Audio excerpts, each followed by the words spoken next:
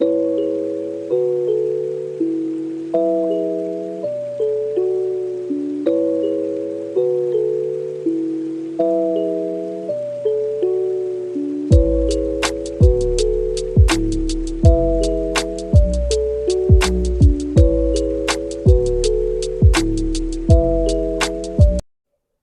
what's up, everybody? My name is Oscar with Kingdom Plants. If you're looking for some tips on money tree plants, you're in the right spot. We're gonna go over lighting, watering, pests, untying them, fertilizing. So I've been growing money trees for the past maybe 2 years, and they have grown tremendously.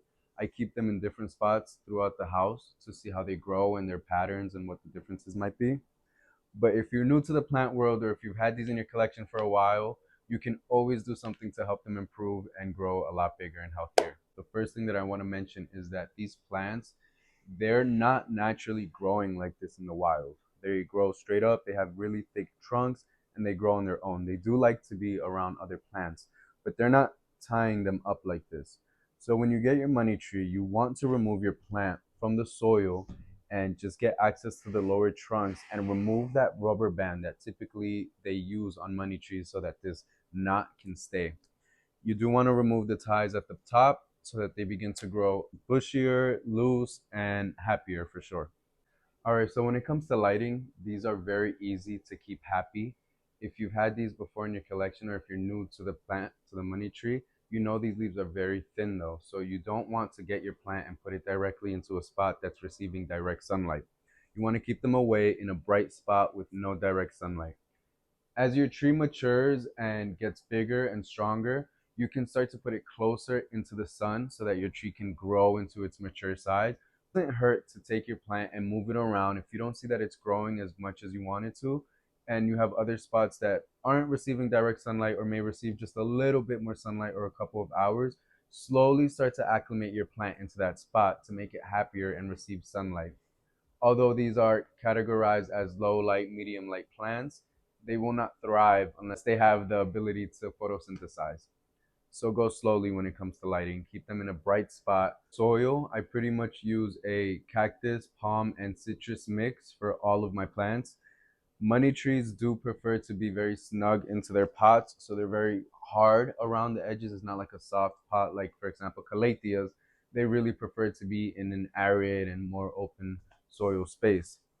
These typically harden on their own after being in their pots for a while. But just use organic mix, well draining. There's a lot of options. I just use a regular organic mix from Home Depot. When it comes to watering, these are not very fussy at all. They're very dry tolerant, so they can sit in dry soil for a short period of time. But I like to develop stronger roots on these money trees because they're not typically always the biggest. So if you notice, I have saucers under all of these because I do only bottom water my money trees. You know, I'm not going to be home for a week or so because I'm traveling. Then then in that case, I will water them from the top and I'll give them a good drench. I'll stand there for a while. Bottom watering is a lot faster and a lot more convenient, but you also want to make sure your plant is not going to sit in the water for many hours.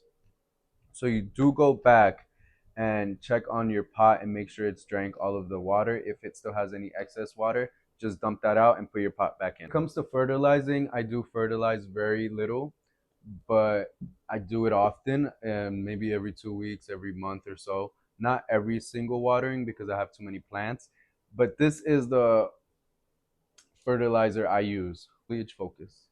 And 10 out of 10, I recommended it. I have had the smaller one. It lasted me a while, but I did get this bigger one, and it's lasted me almost half the year at this point. So I do fertilize.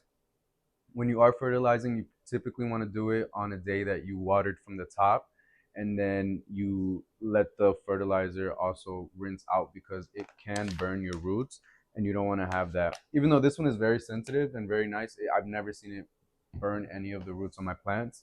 So yeah, I know sometimes when you get your plant, you want to bring it back from the store and repot it immediately, and that's not necessary. It can affect your plant. My rule of thumb is not to repot until you see actual visible roots at the bottom, and then that's when it's ready to be repotted.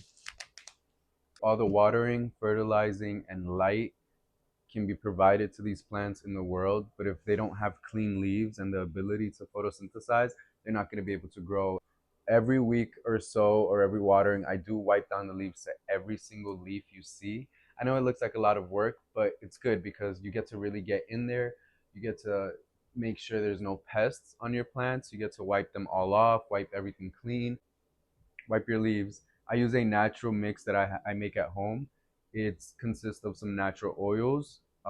It consists of neem oil, dish soap, and just regular water.